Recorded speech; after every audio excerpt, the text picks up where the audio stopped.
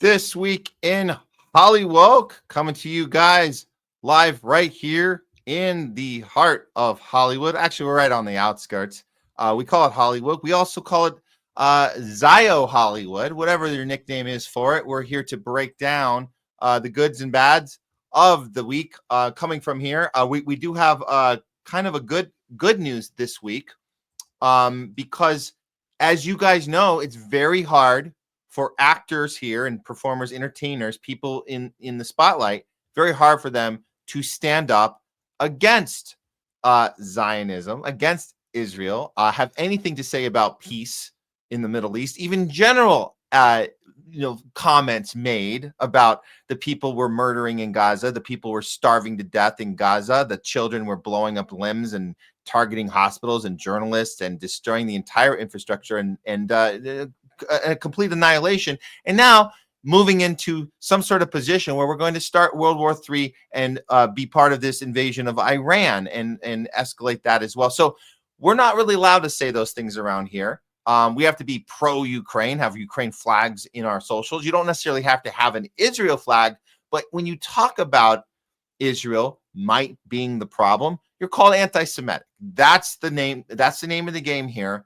And you just don't see too much pushback.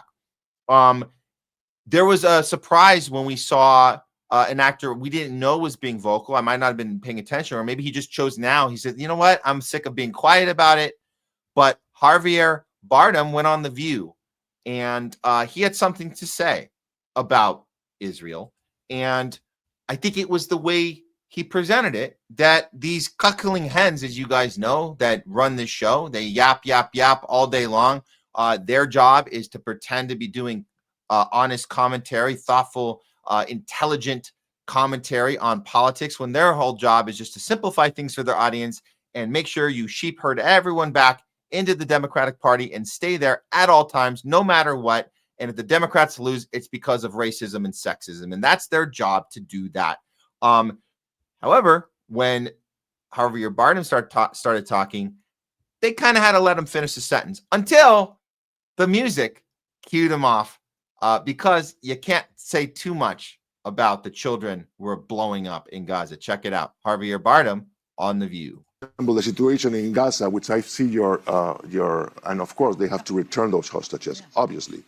But the situation in Gaza is come to a term now where I cannot express the pain that I, along with many millions of people there, suffered on a daily basis watching those horrible images of children being murdered and starving to death, being absolutely blocked the aid of medicines, water, medical material, food, kids that have been amputated without anesthesia.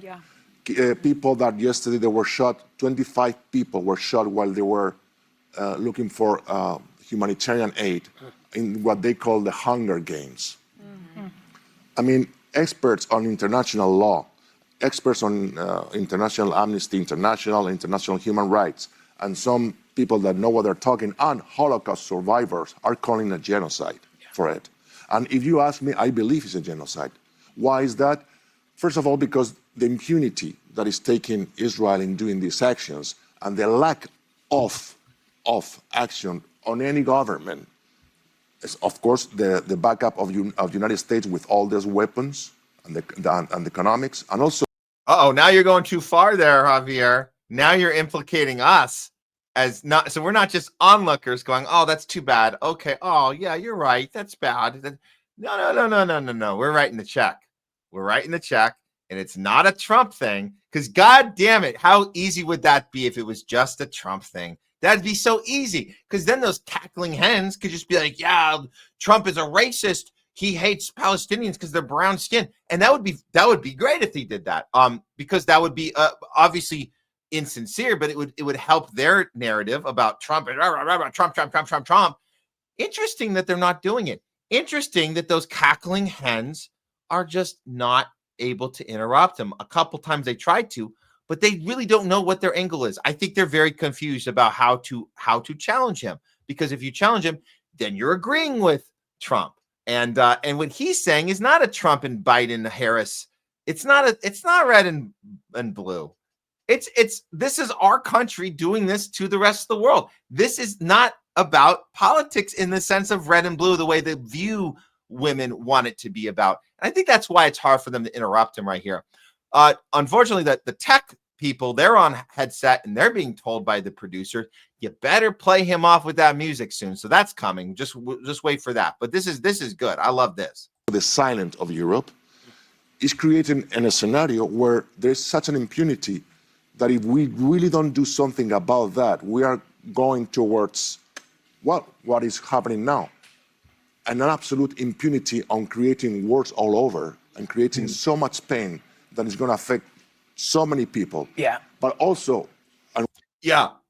Hey, can we stop now? Are you done? With this, I will finish. The most important thing is to not lose the humanity and really denounce when we have to denounce and who we have to denounce. Javier, come back. Oh my God. Thanks for that, Mr. C Newsbusters. Thanks for that clip. That's awesome. I mean, woo. We would have put this on loudest voice of the week, but we got another one for you guys for that one that took the cake on it this time. So we'll get to that one. But man, Javier Bardem, I mean, standing up like that and doing that in a room where, like I'm saying, they don't know how to respond. They're just going, yeah, that's true.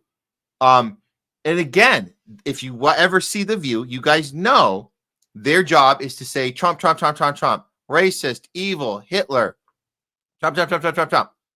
Why wouldn't you do it now? Ask yourself that. Why wouldn't you do that now if that's your job? That's your thing. Why not? It would fit so beautifully. You're right, Javier. You're right. Look at what Trump's doing. That racist piece of shit.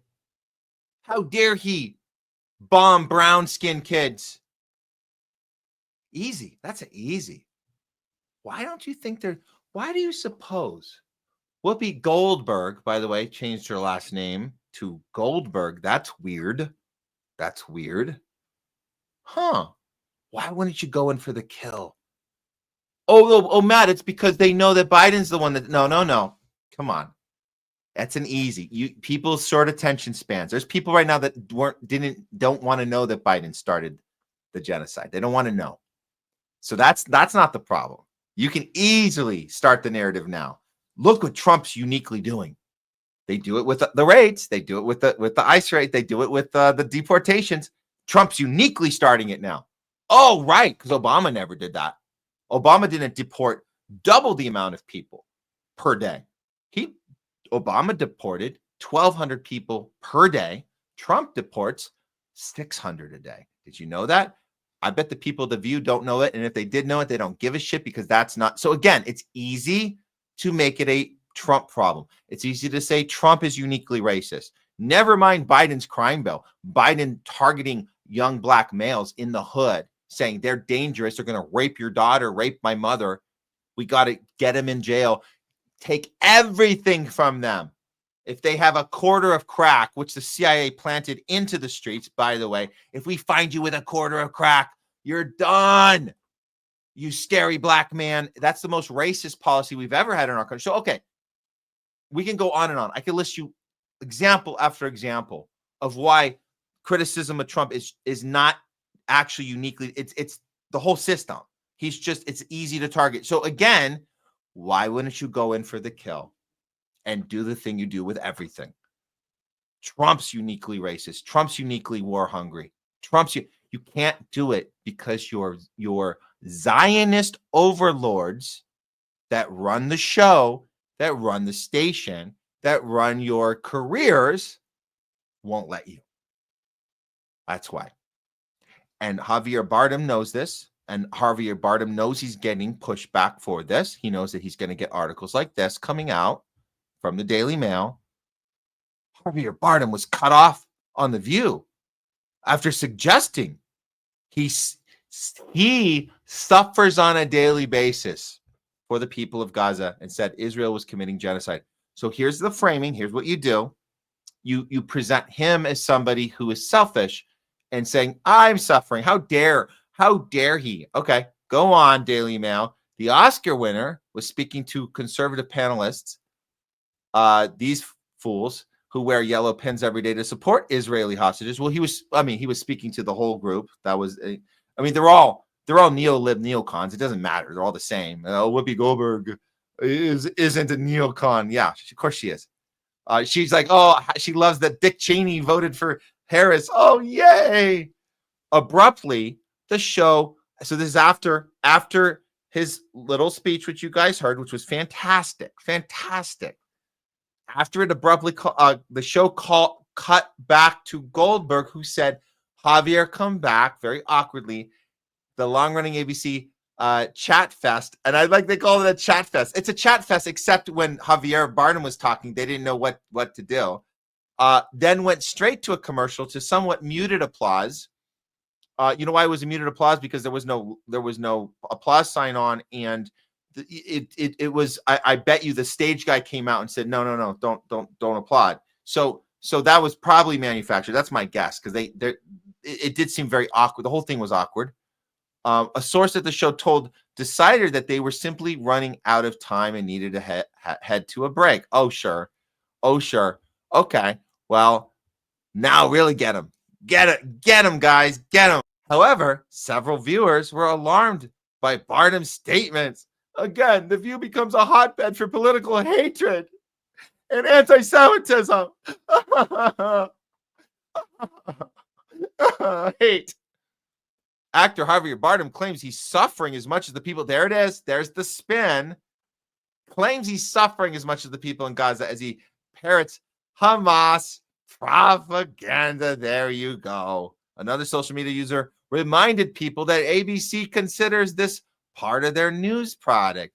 Controversy at ABC. English is Javier Bardem's second language. Stupid is his first. Added another on X. Javier Bardem knew that was coming. He didn't care. He did it anyway. You see, The View, again, their story is Democrats can do no wrong. Republicans are racist and sexist. That's their story. So they can't really have any nuanced discussion about anything. And that's what they do. They dumb down their audience and they make it about women power. And there's nothing women power about dumbing down your conversations to blue can do no harm, red bad, evil. That's not a nuanced discussion. That's not intelligent. It's dumb. And then when you parade people on your show like Kamala Harris and just the girls hanging out, and you parade Biden on the show pretending he doesn't have full-blown dementia. Well, I'm going to remind you again, if you guys think that they cannot spin this and say this is uniquely Trump. I'm going to explain why. Here's a reminder of what Kamala Harris ran on, and she was regularly on The View talking about women power and America better be ready for a person of color who's a woman. Let's see if they're ready. If they're not ready, that means they're just they're racist and sexist. That's that's the level of their intellect. But Kamala, make no mistakes, Kamala's policy was exactly the same as Biden's, exactly the same as Trump's when it comes to the Middle East and how we present ourselves to the rest of the world. Here's a reminder of that. Some foreign policy. Which foreign country do you consider to be our greatest adversary? I think there's an obvious one in mind, which is Iran. Iran has American blood on their hands, okay? This attack on Israel, 200 ballistic missiles. What we need to do to ensure that Iran never achieves the ability to be a nuclear power, that is one of my highest priorities. So if you have proof that Iran is building a nuclear weapon, would you take military action? I'm not going to talk about hypotheticals at this moment. Oh my God. Let's look at her face again. This person right here. This could have been your president, everyone. In the same situation we're in right now. In the same, oh yeah, she would have done much better. She would have stuck it to Netanyahu. Oh yeah. It wouldn't have been Tulsi Gabbard telling you that all right, she hates Tulsi Gabbard. You guys know Tulsi took her out in 2020. You guys remember that one? That was awesome. That's a classic. That's an oldie but a goodie. When Tulsi Gabbard took Kamala Harris, literally single-handedly knocked her out of the freaking race in 2020. So there's no way Tulsi would have been the director of intelligence. That would not have happened. But it would have been someone else telling her, President Harris, I want you to know that Iran does not have nuclear capability. They stopped their program in 2003. I want you to know that. And then Netanyahu calls you up and says, we're going to a war with Iran. And you're going to just say that they have the nuclear weapons. And oh, yeah, she would have said, I don't believe you, Netanyahu. I'm going to do what's right for the people. No, same thing.